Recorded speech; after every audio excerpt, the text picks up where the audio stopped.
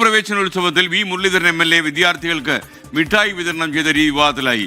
കയ്യിൽ മിഠായി നൽകാതെ മേശപ്പുറത്ത് ഇട്ടുകൊടുത്തതാണ് വിമർശനത്തിന് വഴിയായത്.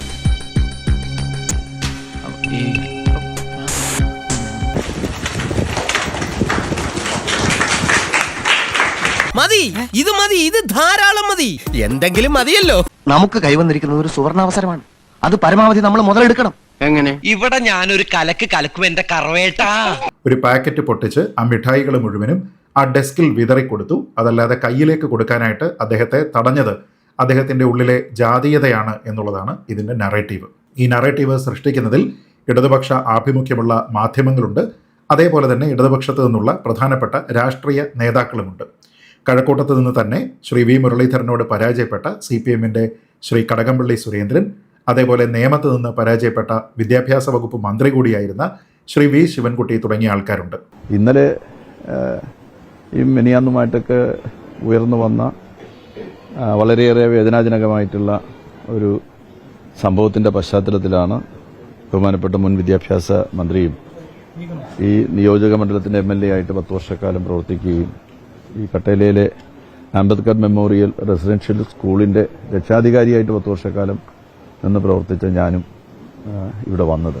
കുട്ടികൾക്ക് മുട്ടായി കൊടുക്കുന്നത് ഇങ്ങനെ ബെഞ്ചിൽ ഡെസ്കിൽ ഇങ്ങനെ വിതറിയാണ് കൊടുക്കേണ്ടത്. ഒരിക്കലും അല്ല വിതറിയല്ലേ കൊടുക്കേണ്ടത്, കയ്യിൽ തന്നെയാണ് കൊടുക്കേണ്ടത്. അദ്ദേഹത്തിന്റെ മനോഭാവം എന്തായിരുന്നു, അദ്ദേഹം ഏത് രൂപത്തിലാണ് ചെയ്തതെന്നൊന്നും നമ്മൾ പറയുന്നില്ല. മനുഷ്യൻ അയാളെ മനസ്സിലുള്ളതാണ് പുറത്ത് വന്നിട്ടുള്ളത്. ഈ കാര്യത്തെ സംബന്ധിച്ചിടത്തോളം ചെറുതായി കാണുന്നതിന് വേണ്ടി കഴിയില്ല. സമ്മതിച്ചിരിക്കുന്നു കോട്ടപ്പള്ളി. ഈ കാര്യത്തിൽ താത്വികാചാരനായ എന്നെ താൻ കടത്തി വെട്ടിയിരിക്കുന്നു. പ്രവേശനോത്സവം എന്ന് പറയുന്നത് കുട്ടികൾക്ക് ആഹ്ലാദം നൽകുന്ന ഒന്ന് തന്നെയാണ്. പക്ഷേ ഈ കട്ടേല സ്കൂളിലെ പ്രവേശനോത്സവം എപ്പോഴും വളരെ ശ്രദ്ധേയമായിട്ടുള്ള പ്രവേശനോത്സവമായിട്ടാണ് മാറാറുള്ളത്. 10 വർഷക്കാലം അങ്ങനെയായിരുന്നു എന്ന് ഞാൻ ഓർക്കുകയാണ്.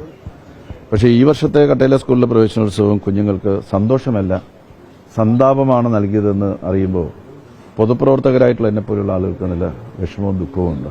നിന്റെ ചെറിയേട്ടൻ ഇന്ന് ഉച്ചയ്ക്ക് ശരിക്കും ഊണ് പോലും കഴിച്ചില്ല മോനെ.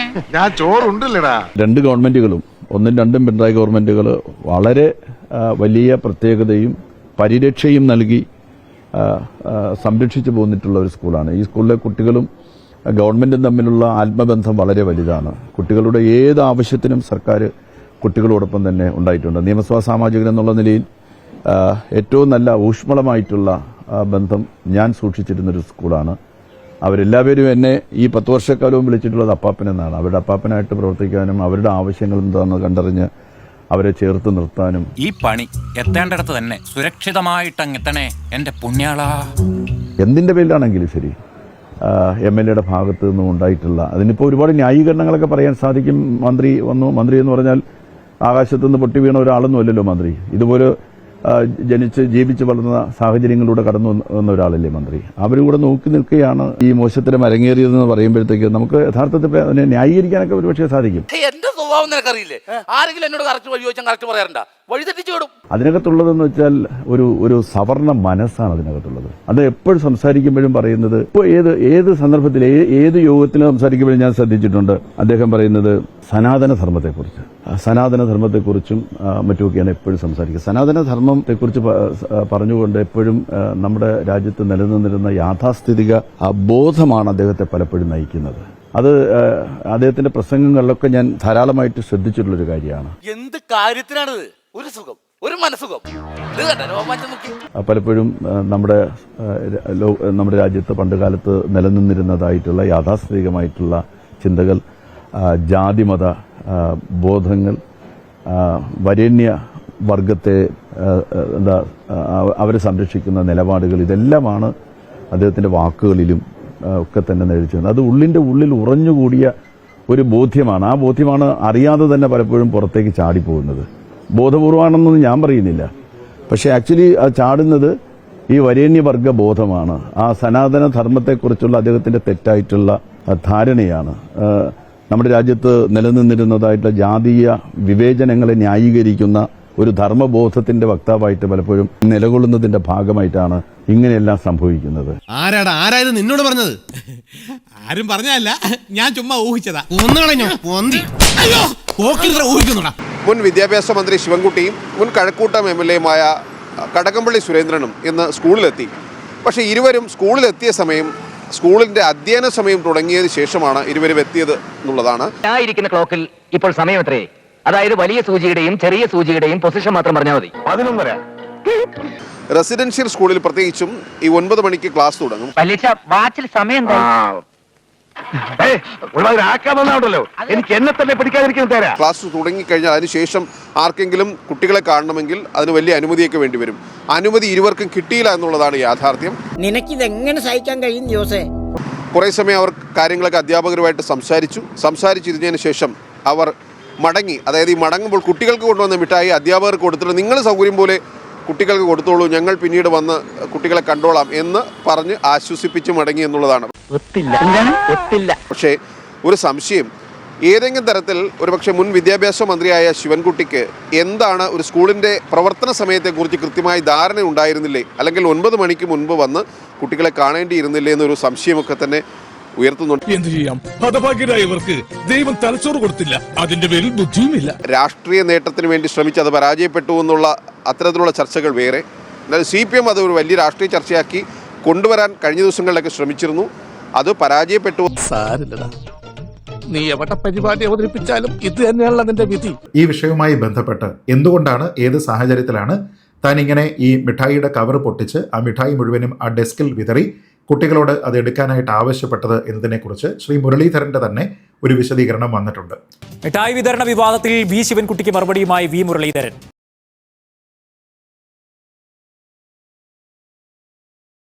ജനം ചൂലെടുത്ത് അടിച്ചിറക്കിയിട്ടും CPM കണ്ണു തുറന്നിട്ടില്ല എന്നും ബ്രൂട്ടസൊക്കെ നിന്റെ മുമ്പിൽ എന്തൊരു ഡീസന്റ്. പരിപാടി വൈകും എന്നതിനാലാണ് മിഠായി ഒരുമിച്ച് നൽകിയത് എന്നും വി മുരളീധരന്റെ FB പോസ്റ്റ്.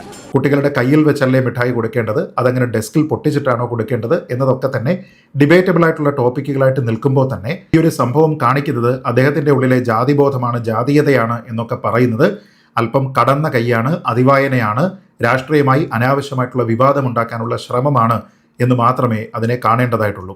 ഇവിടെ എന്തെങ്കിലും തരത്തിലുള്ള ജാതീയത, മറ്റാരെങ്കിലും തന്നെക്കാൾ കുറഞ്ഞവരാണ് എന്നുള്ള ഒരു ബോധം അദ്ദേഹത്തിനെ നയിച്ചിരുന്നുവെങ്കിൽ ഈ പ്രവേശനോത്സവത്തിൽ അദ്ദേഹത്തിന് പങ്കെടുക്കാതിരിക്കാമായിരുന്നു. അദ്ദേഹത്തിനെ കോൺടാക്ട് ചെയ്യുന്ന സമയത്ത് അദ്ദേഹത്തിന് നിശ്ചയമായും പറയാമായിരുന്നു, തനിക്ക് അന്നേ ദിവസം മറ്റു ചില തിരക്കുകളുണ്ട്, അതുകൊണ്ട് ഈ ചടങ്ങിൽ പങ്കെടുക്കുന്നില്ല എന്ന് പറയാമായിരുന്നു. പക്ഷെ അങ്ങനെ ആ ചടങ്ങിനെ ഒഴിവാക്കാനായിട്ട് അദ്ദേഹം ശ്രമിച്ചില്ല. പകരം അദ്ദേഹം അവിടെ ചെന്നു. കുട്ടികളോട് വളരെ ചിരിച്ച് സന്തോഷത്തോടു കൂടി തന്നെയാണ് അദ്ദേഹം അവിടെ ഇന്ററാക്ട് ചെയ്യുന്നത്.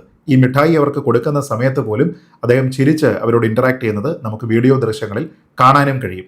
അതുകൊണ്ട് തന്നെ ഇല്ലാത്ത ജാതീയത പറഞ്ഞുകൊണ്ട് അങ്ങനെയുള്ള ഒരു പ്രകടനവും അവിടെ ഇല്ലാതിരുന്നിട്ടും അങ്ങനെ ഒരു വിഷയം, ഒരു വിവാദം അങ്ങനെ ഉണ്ടാക്കിക്കൊണ്ട് കുട്ടികളെ പോലും അതിനുപയോഗിക്കുക എന്ന് പറയുന്നത് രാഷ്ട്രീയമായ ഒരു മര്യാദകേടാണ് എന്ന് പറയാതിരിക്കാൻ കഴിയില്ല. ദുരന്തം പറച്ചിലൊക്കെ നിർത്തി എന്ന് പറഞ്ഞിട്ട് എന്ത് ചെയ്യാനാടാ, ഞാൻ ഇങ്ങനൊരു ദുരന്തനായി പോയി. ഇവിടെ ഒരു കാര്യം പ്രത്യേകം ഓർക്കേണ്ടത്, ശ്രീ വി മുരളീധരൻ ഏതാണ്ട് 10-11 വർഷങ്ങൾക്ക് മുൻപ് കേരളത്തിൽ BJPയുടെ അധ്യക്ഷനായിരുന്ന സമയത്താണ് ഇവിടെ നിന്നുള്ള ഷെഡ്യൂൾഡ് കാസ്റ്റ് വിഭാഗത്തിലുള്ള നിരവധി ആൾക്കാരെ കേന്ദ്ര BJPയുടെ അധ്യക്ഷനായിരുന്ന ശ്രീ അമിത് ഷായുമായി ഒരു കൂടിക്കാഴ്ചയ്ക്ക് വേണ്ടി ഡൽഹിയിലേക്ക് കൊണ്ടുപോയത്. ആ മീറ്റിംഗിന്റെ ഏറ്റവും പ്രധാനപ്പെട്ട ഡിസ്കഷൻ പോയിന്റുകൾ എന്ന് പറയുന്നത് തന്നെ ഒന്നാമത് ഷെഡ്യൂൾഡ് കാസ്റ്റ് വിഭാഗത്തിലുള്ള ആൾക്കാർക്ക് കേരളത്തിലുള്ള സാമൂഹ്യമായിട്ടുള്ള വിവേചനം ഇപ്പോഴും തുടരുന്നു എന്നുള്ള ഒരു ആശങ്ക കേന്ദ്രത്തിനെ അറിയിക്കുക എന്നുള്ളതായിരുന്നു. രണ്ടാമത് ഇവിടെയുള്ള ഷെഡ്യൂൾഡ് കാസ്റ്റ്, ഷെഡ്യൂൾഡ് ട്രൈബ് വിഭാഗത്തിലുള്ള ആൾക്കാർക്ക് നിയമപരമായി അവകാശമുള്ള അവരുടെ സംവരണം, അതിനെതിരെ ഉണ്ടാകുന്ന പല ചാലഞ്ചുകളെക്കുറിച്ച് കേന്ദ്രത്തിനെ ബോധിപ്പിക്കുക എന്നുള്ളതായിരുന്നു. അതൊന്നും എനിക്കറിയാൻ മേല. ഇങ്ങനെ എന്തെങ്കിലുമൊക്കെ പറയുമ്പോഴേ എന്റെ മനസ്സിനൊരു സന്തോഷം ഉണ്ടാവുള്ളൂ.